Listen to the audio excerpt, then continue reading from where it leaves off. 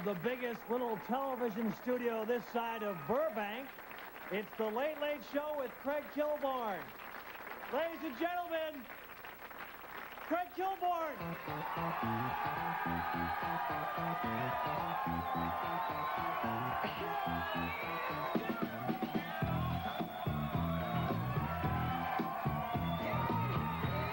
Thank you. Thank you very much. Thank you.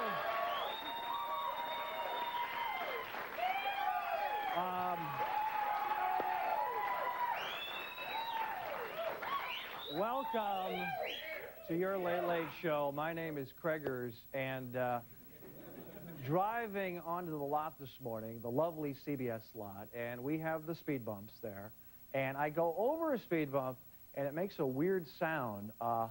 Long story short, you won't be seeing Della Reese on Touched by an Angel for a while. You know, you are here on a special night. We never have groups, but tonight we have the overflow audience from The Price is Right.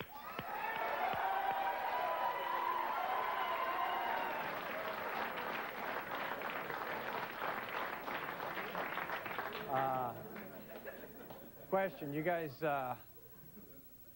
want to hear what we call in the business monologue jokes? Yeah. Well, I hate to start off like this, but some sad news from the world of show business. Pamela Anderson had her breast implants removed. Oh. Doctors say the operation was a success, and the breast implants are doing just fine.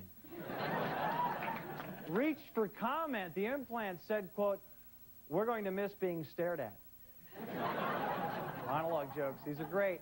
Now, Pamela's divorce from Tommy Lee isn't final yet, but concerning the implants, Tommy is already suing for weekend visitation rights. Don't worry about the implants. They're not going anywhere. Pam has donated them to the city of Los Angeles.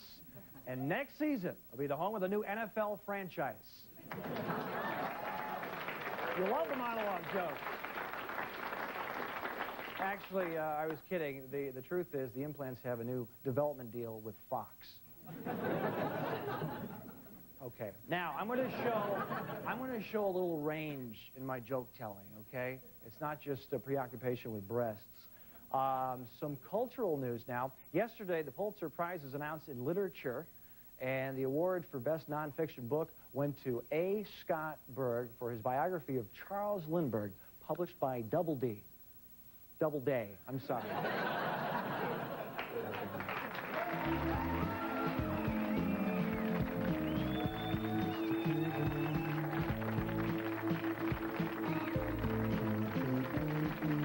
Oh, boy.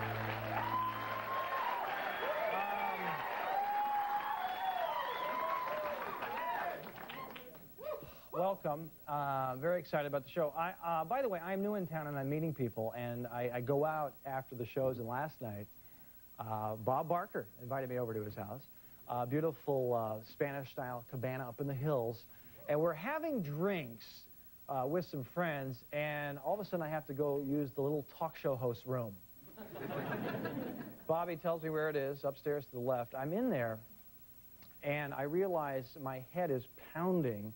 So I look in the medicine cabinet for some aspirin, and I see a secret video camera. I'm not a prude, but Bob, that's not cool.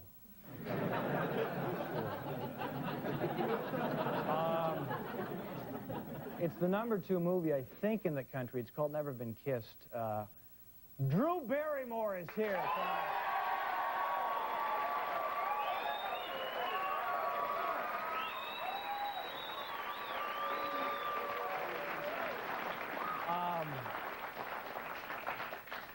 I love talking politics. Former White House Press Secretary Dee Dee Myers is here.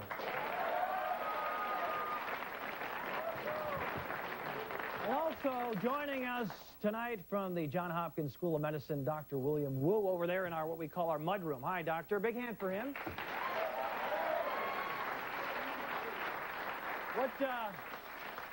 What do you do at Johns Hopkins, sir? I'm a research geneticist. Oh, okay. And what are you going to be doing for us tonight? I'm going to try and find a cure for cancer. Cool. That sounds great. We'll check with you later in the show then. For cancer. Okay, right now let's check the important stuff. We call it the news. Here we go.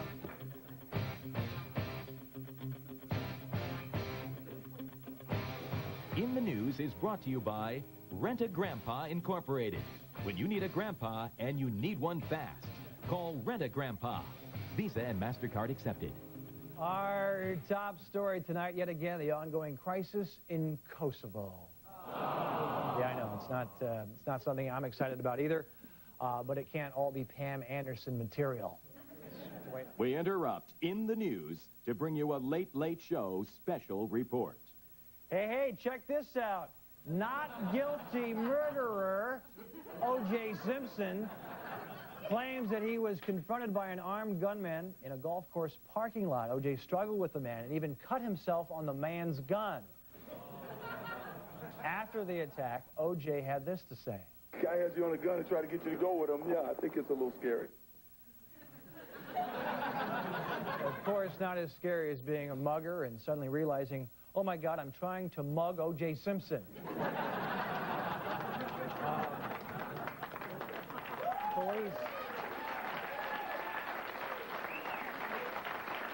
Police are on the lookout for a man without a head. Cato Kalin, who was asleep in the trunk of O.J.'s car at the time of the attack, reportedly did not see or hear anything. This whole story begs the question, what sort of world do we live in when a brutal murderer can't even walk around feeling safe? Getting back to Kosovo, there's some big... We interrupt In the News to bring you a Late Late Show special report. All right, it looks like we have another special report. It's about Jack Kevorkian. All right. Today marks day 2 of the incarceration of so-called Dr. Death Jack Kevorkian. Kevorkian spent his second night in jail quietly contemplating how he can humanely kill inmates with just a cigarette, a lunch tray, and the current issue of Torso magazine. And now back to Kosovo. As the mounting refugee crisis worsens, We interrupt In the News to bring you a Late Late Show special report. This is great. Look at this. A special report about Dan Quayle, everybody. All right.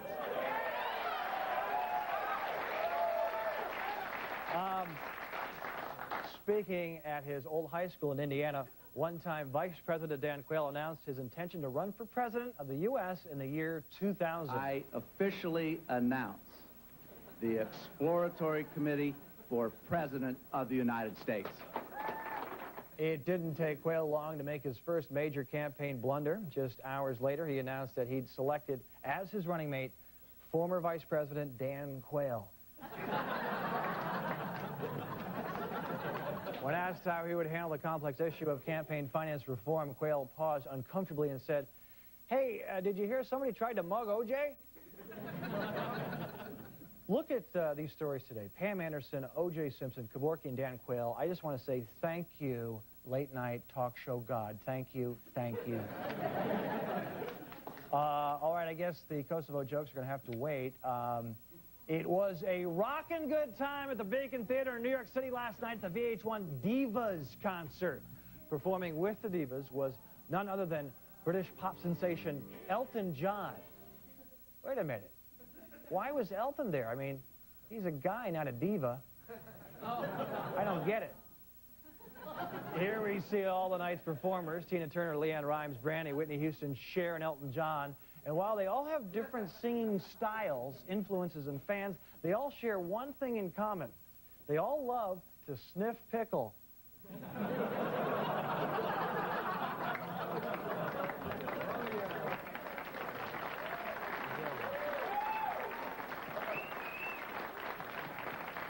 There was one awkward moment when Shaka Khan left her position as a spotlight operator and jumped on stage and began singing.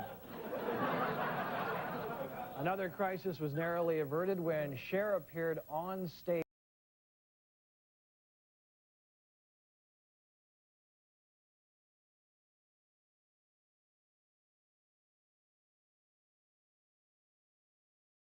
make her performance because it took construction workers longer than expected to take the scaffolding down from around her head. In medical news, a new study involving 600 men and women found the risk of colon cancer can be cut in half by a combination of aspirin and a cholesterol-lowering drug. Despite the encouraging results, Dr. Steve Rubinek, who conducted the study, was less than thrilled because, quote, "I just looked at 600 rectums." Hey, how about a shout out for Pam's implants? They're not going anywhere.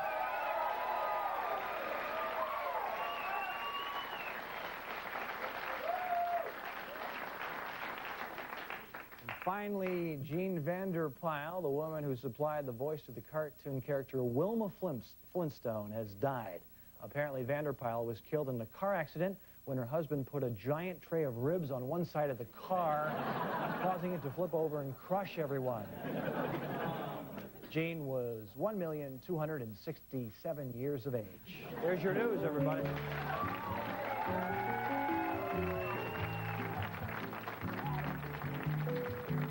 Oh, that felt good. I'm just reflecting on a job well done. Boy, In the News has certainly hit its stride. Oh, now I'm just reflecting on my last reflection. It certainly feels good when I say, oh, that felt good. Speaking of feel good, we've got a feel good guest coming up. It's Drew Barrymore coming up right after this.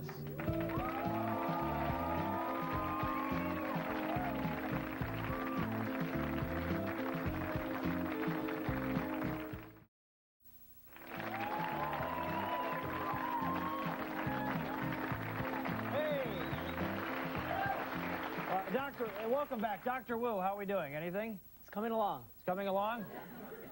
This is the cure for cancer, right? Yes. We're off to a good start, I think. All right, beautiful. Well, my first guest tonight is one of the sexiest and most talented young stars in Hollywood today. You can see her on the big screen in her new hit movie, Never Been Kissed. Ladies and gentlemen, this is Drew Barrymore.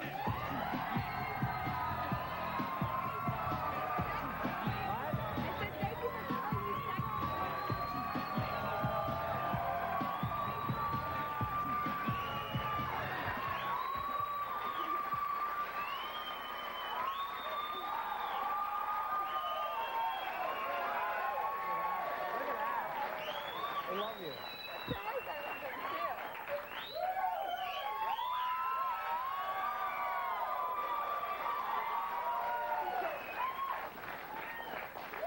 So nice. Like, yeah!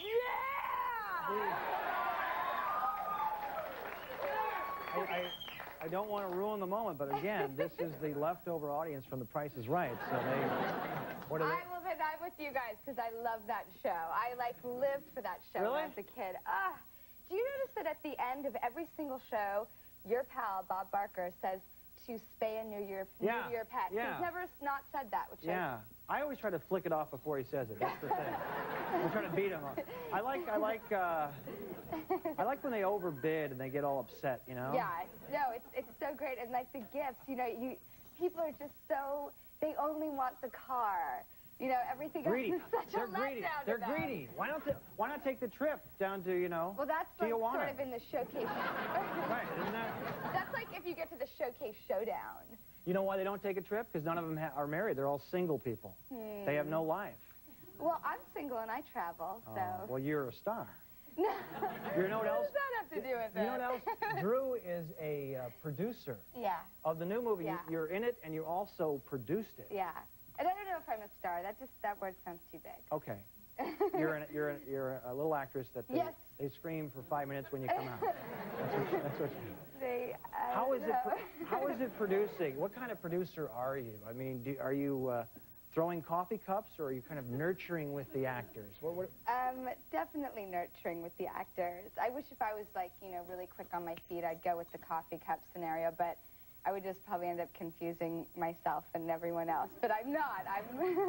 I like a good atmosphere. I mean, that's why I got into producing, because, you know, you're at certain times in your workplace and you just wish that it could be really pleasant, and you think, if I could take charge of my destiny and make sure and ensure that being the case, I want to do that. And so that's what inspired me to start doing it. Is this your first movie you've produced? Mm-hmm.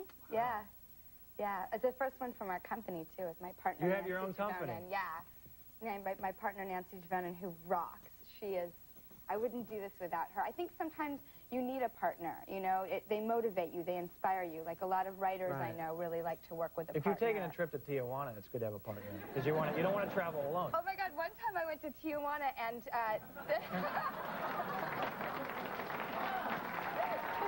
Well, if I say something, you're running. I like that. Okay. Yeah, one time I went to Tijuana with my friend Ellie Keats, and she and Does she rock? She does rock.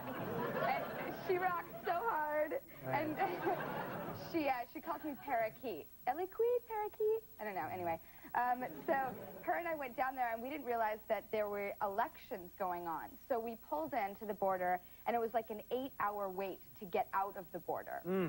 And so we realized that we were stuck there, but because of the elections, there was no hotel rooms. So we ended up sleeping on the floor of this hotel lobby. It was crazy. Is this recently or like 10 years ago? It was, years and years ago. Okay, good. Probably like 7, 8 years ago. Because you're a big star now. Now, let me ask you this. Are you No, going to I'm not. produce more stuff? Do you want to produce something big like a Star Wars? Because I think there are going to be like 6 more Star Wars. Would you want to do anything like that? Or you like... Yeah, I mean, I love what, I would love the opportunity. I think I have a lot of work to do before I would ever get to that level. But, you know, slow and steady wins the race. I'm totally into that theory. I like working hard for things. And I also think it's important to find your story. Like, my partner has always said that to me, and I really appreciate that, and I understand Good story that. makes a good movie? Yeah, find your story. And Norman Jewison said that on the Academy Awards, and I was like, cool, I love that. It meant a lot to me to hear him say that. And so I think if your story constitutes a big budget and all that kind of stuff, then you go for it. And if not, I tend to like making movies for a little less, and it makes a more intimate atmosphere, and you make more. Those are good instincts. That's smart. It makes the studios happy. Is your next project, you're not producing the Charlie's Angels? I am, actually. You are producing it? Where's Aaron Spelling in all this? Did you just push him aside? Charlie's Angels is so cool. Well, tell them that he's you... around. Right. He's and Leonard Goldberg, who produced it with him, is also producing it with myself and Nancy. And they all rock, but the They do all rock. this is, I don't know if you know this is your next project. It's a movie version of Charlie's Angels, and they've cast you as one of the angels and Cameron Diaz. Yes, we got Cameron Diaz, who's so beautiful. Now, and she's so beautiful, but she's also warm and inviting. And I think beauty is more attained when you feel like the person is a good person. It's like you like them more. They become more beautiful. Drew, you are one of the most positive people I've met. This is so refreshing. I love it. Thank you. The last thing I want to do is pressure you as the producer, but can I tell you, for the third angel, my choices? I have 3 choices, and I just want you to think about them. Great. I love this. The first one for the third angel would be the beautiful, and take a shot here, of... Oh, good. Who's it going to be? Kiana. I saw her last night on your show. Yeah, Kiana. Yes. Okay, no one knows who Kiana is. Serious. Okay. We also have, let's see the next one, Anna Kournikova. That's the Russian tennis player. You know, it seems like every man is hot for her. You know? I know, I just think she's a good tennis player. But I think... I don't know if she's won... young and attractive and athletic, and that really turns men on. Yeah. Why not? Like, why wouldn't it, you know? But they seem like extra salacious when they talk about her, like, oh, Anna Kournikova. So you have Kournikova, you have Kiana. Also, I think, the third choice, I don't know, this is a tough one. This is a stretch.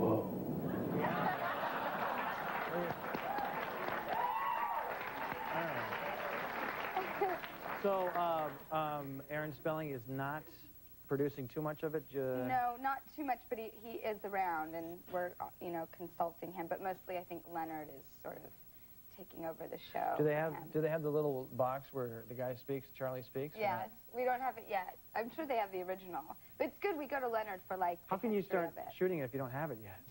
Well, we're not starting to shoot. It's weird because it got out in the press wire, and I think because it's Charlie's Angels, it seemed like, you know, very, very newsworthy, and I thought that was exciting. But I like to do things and then talk about them, so I have work on my hands. And are we going to watch the movie with the sound up? Because when we watched the show in the 70s, we always had the sound down. That was the big running joke. Really? Just so you could watch the beautiful babies in their cars and kicking butt?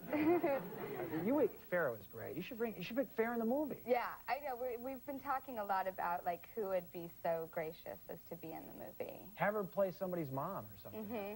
No, that's... She's not going to like that. Hey, we'll take that out in post. We'll be right back with 5 questions with Drew Barrymore. Stay with us.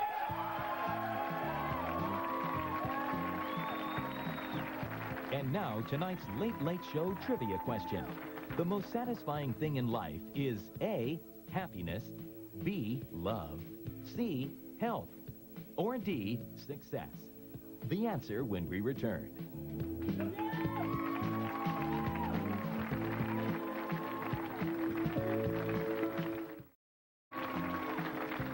And now the answer to tonight's Late Late Show trivia question. If you said A, happiness, you were correct.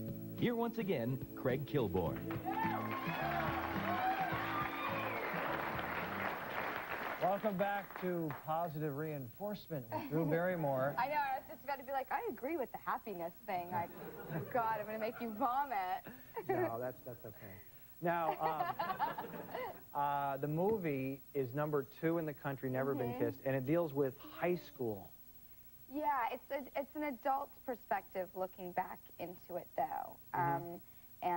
You know, because I grew up, like, really loving John Hughes movies and Fast Times at Ridgemont High because they were, I think high school is a good environment to explore those feelings that we all have because it's such a contained atmosphere, and it is in that time of your life where you're trying to figure out who you are and how you want to treat people, and you're probably getting pooed on left, right, and center. It's just hard, you know? It's a really hard experience, and my character had such a terrible one that you meet her at 25 years old, and she's this very uptight, very nice adult, and she gets an assignment as a reporter to go back into high school and find out what kids are doing today, and she does not have the wisdom of once you come out of that experience. She's still very damaged from it, and it's really funny, and it's sad at moments, but it's, you know, I think that in this world, one of our biggest, the mother of them all is self-consciousness. I think that's one of the hardest things we deal with. And in high school is when it's... In society, in high school, in your workplace, what you put on yourself. And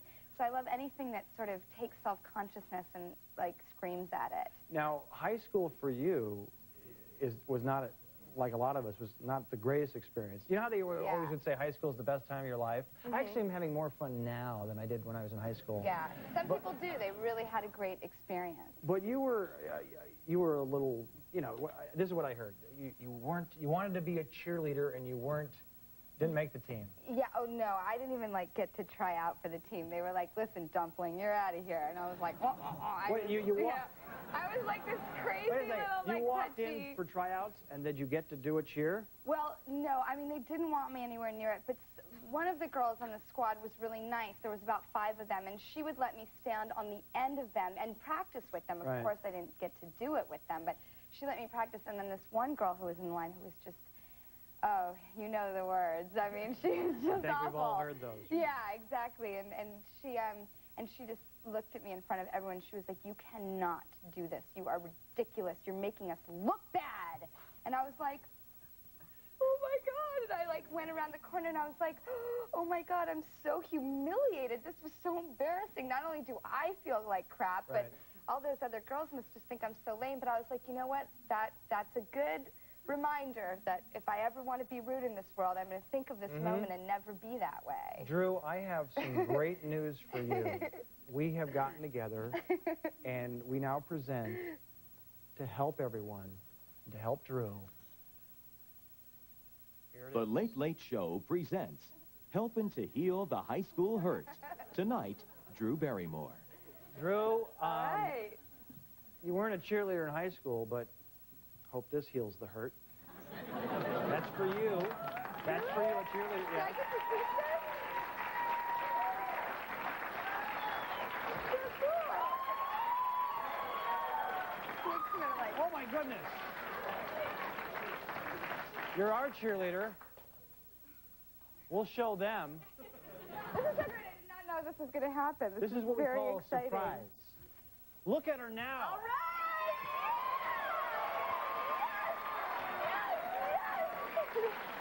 Thank you.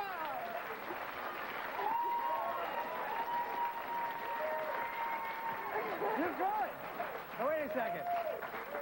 I just saw you do something like this. Are you telling me you've never cheered before? Did that just come naturally? No, I've never cheered with the proper outfit. This is great. It's all coming alive. And it could be happy, healthy, hurty, whatever. I love the H. Great. This is great. Thank you so much. You seem very happy right now. You know what? You wanted to heal me. I'm healed. Yay! There's one other thing. My least favorite part of high school was taking the tests. They were always so frustrating. Today, we're going to a special 5 questions. It's going to be subjects from high school. Here we go. 5 questions. Here we go.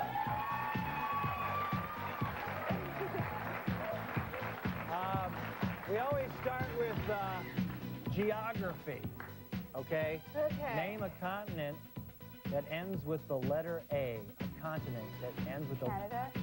Canada, a continent or a country? No, but it's part of... By the way, did I tell you I dropped out when I was 14? I did. Okay, we can't accept that. It is part of North America. China? Boy, the judge was quick. Math. If E.T.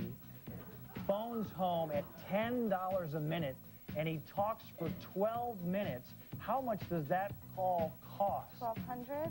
Say it again? 1,200? 12,000? Incorrect. That's a tough one. That's a tough one. You have to look, okay. What was the answer? $120. Okay, good. Okay. Now, category, that's okay. All that matters is that if you don't know something, admit it so you can know the answer. You're still feeling now good, I know. though. You're still feeling good, right? I'm like, yeah. All right.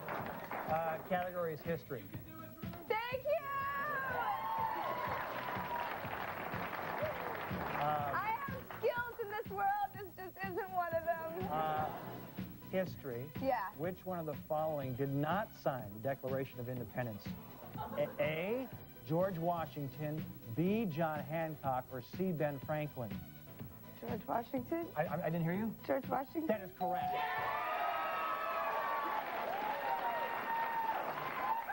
Okay, did you do well in English? I read a lot. I love reading. What's the past tense of draw? True.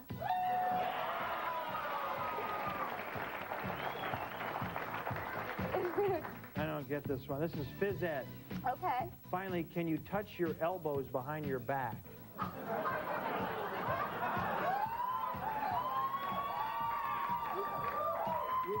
No, but I bet Pamela Anderson's going to have an easier time There we now. go. That is correct. Very good. That was perfect. 3 out of 5. Thanks for the help. The movie is... Hey, by the way, I have Yes. the same birthday as George Washington. Oh, there's a fact right there. Yeah. See? That's interesting. You don't know what it is, do you? February 26th. Can you imagine? No. The movie's number 2 I in wish the... we had more questions. I want to, like, fail or succeed more. We can do this in the break. We can still play. Okay, good. The whole audience, and we'll just, we'll do Okay. it. Okay. We'll be right back after this. Stay with us.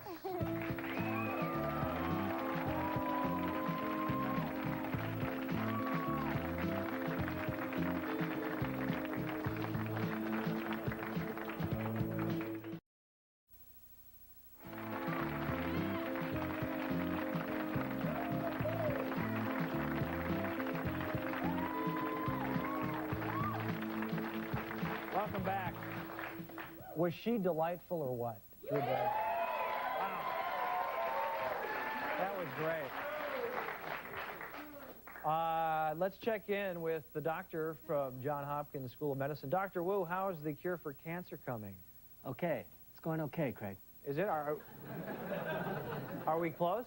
A few more minutes. A few more minutes. Okay, we'll check back in a few more minutes. Beautiful.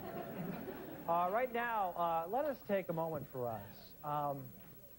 Craig, earlier in the show, you covered the diva special. What is a diva? I always thought Bette Midler was a diva, but now it seems everyone is being called a diva. Craig, are you a diva?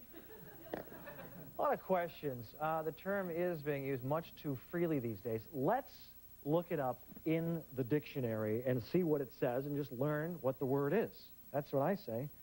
All right, diva, from the Latin divus, meaning divine goddess. A noun, of or relating to a middle-aged female performer who is 15 to 135 pounds overweight.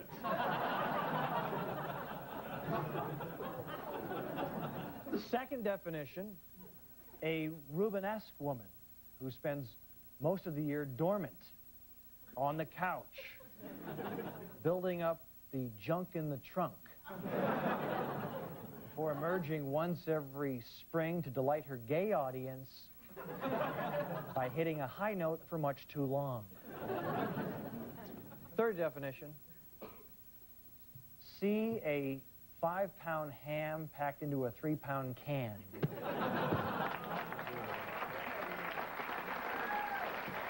Well, it's Wednesday. You know what that means. It's time for another animal footage political cartoon.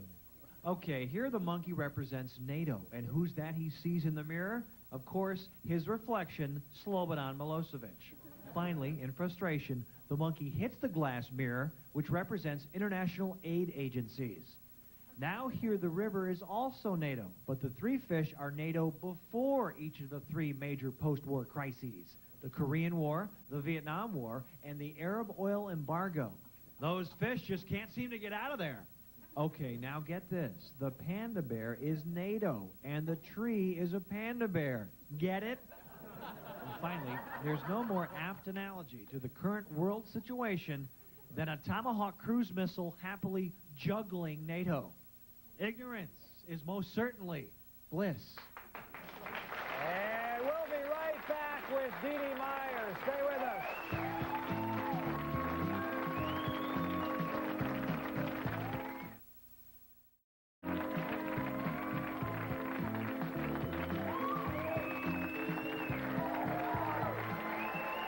Welcome back to your Late Late Show. Hey, let's check in with Dr. Wu again. Dr. Wu, how are we doing with the cure for cancer? Any closer? I think I am close. Are you serious? Almost transposed recombinant DNA. Just a little more time. How much more time do you think? 12 minutes? Okay, we only have about 12 minutes left in the show, so gotta hustle. A little pressure on you. Okay, I got it. Okay. 12 minutes. Beautiful. My last guest tonight was the first woman and the youngest person ever to serve as White House press secretary. She is now the political editor of Vanity Fair. Ladies and gentlemen, Dee Dee Myers.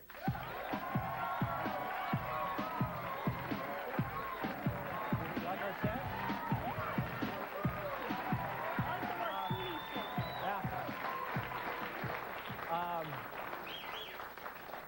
I love the politics, as you know. It's fun to talk about.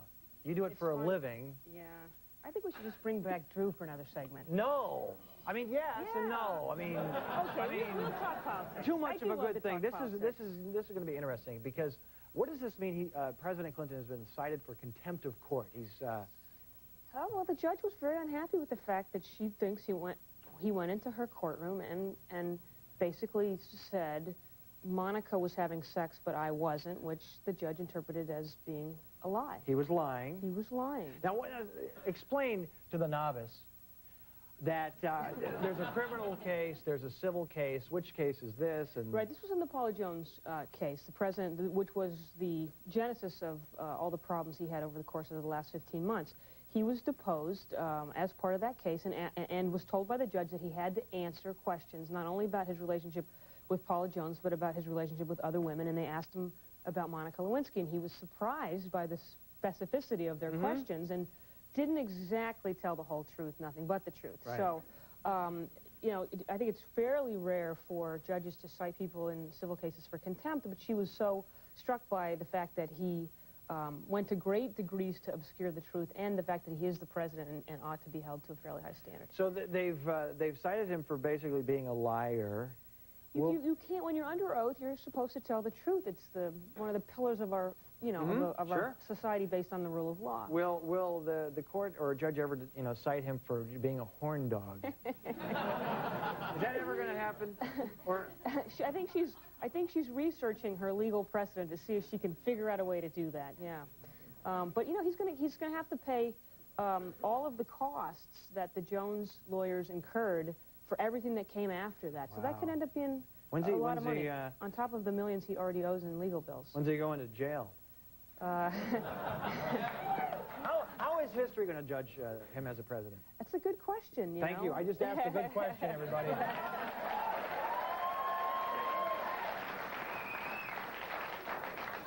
Now, you're a Democrat, though. I am a Democrat, and I worked for the president, and I certainly have supported his politics and his policies, but, you know, he disappointed me a little in the last year, to put it mildly. Look, you know, presidents get judged by a lot of things. One of them is how does the country do while they're president? How does their presidency affect the lives of the people that they govern? Right. You know, by most measures, this president has been pretty good for the country, and the American people feel good. It's a prosperous time. Mm-hmm. But you can't put the country through what he's put the country through and expect that that's not going to be sort of high up in any summation of your presidency. He lied to the American people. Right. I mean, not that he's the first president to do that, but he was sort of, in many ways, kind of the most blatant about it. Right. Let's talk about the candidates for the year 2000. We'll start with Democrats. Al Gore.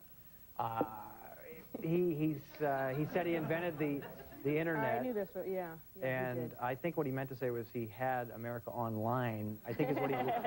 What? You know, he obviously shouldn't have said that. I think he's regrets it.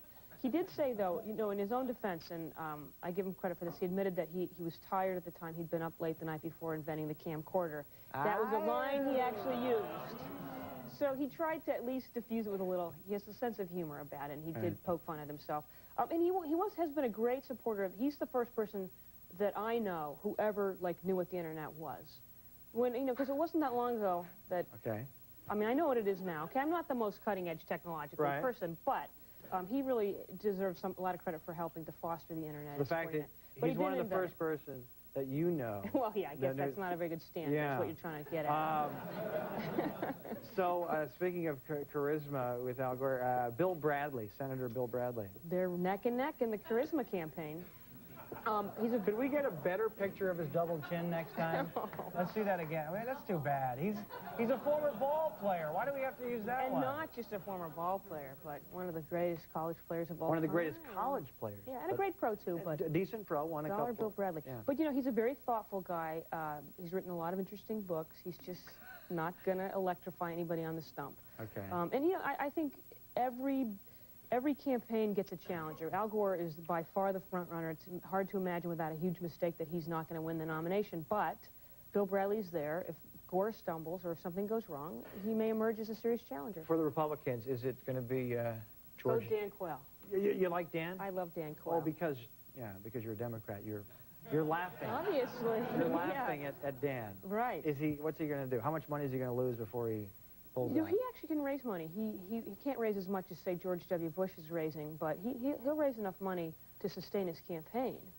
I just wish he could raise more and do a little better. I want him to win. But, you know... Is George W. Bush, he's the guy, right? He's the man to beat right now, for sure. He's raised a lot of money, which is the first primary. It's the first test of a candidate's strength. How much money can you raise? Why doesn't Jerry Lewis run for president? It's all about raising money. I don't know. That's an excellent idea. Maybe no one's ever suggested it to him. Yeah. Who's John McCain from Arizona? John McCain from Arizona is a United States senator. He was a career naval officer who was shot down in the Vietnam War and spent 6 years in a prisoner of war camp. He's an American hero, no question about it, and a great guy. And I think he is sort of poised to sort of emerge if anybody should stumble. If George Bush should stumble or Elizabeth Dole, the two current, considered the front runners, should stumble, he could emerge. He's, I think, acquitted himself very well on the Kosovo crisis. He's been a very steady voice, and he's also a true political reformer. He's taken on some tough issues, like campaign finance reform, that neither party really likes, but the American people want. But he's ahead of Quayle, but after Bush, we would say. Yeah, pretty much everyone's ahead of That bums you out, doesn't it? Yeah, it does. There's something we call buzzword on the show, and we're playing for a T-shirt, Late Late Show T-shirt, and it's just like password. Cover your eyes, close your eyes, I'll cover them. Oh, I The buzzword is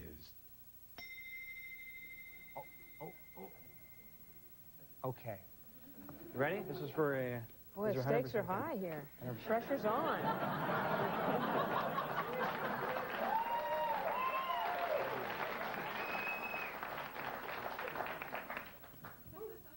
Crustacean. Crawfish. Cocktail. Shrimp. That is correct.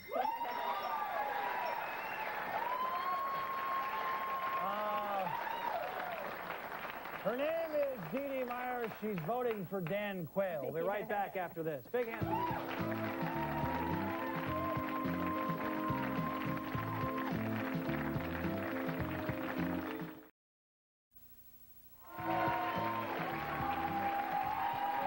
Welcome back. Hey, let's check back with Dr. Wu, and you've got that look on your face. Craig, I found a cure. No. No? I thought I was close, but it turned out I wasn't. It's hard, Craig. It's very hard. Hey, you want to give it a shot? Whoa. I'm just a talk show host, man. No, I can't. Okay, hey, Doc. I guess you'll have to come back and keep working on it. I'd love to. Okay. Thanks. Big hand for Dr. Tomorrow on the show, actress Diane Lane and Dr. Drew and Adam Carolla. Big hand. Boy, wasn't Drew Barrymore tremendous? Dee Dee Myers, thank you. Remember, I'm proud of you. Good night, everybody.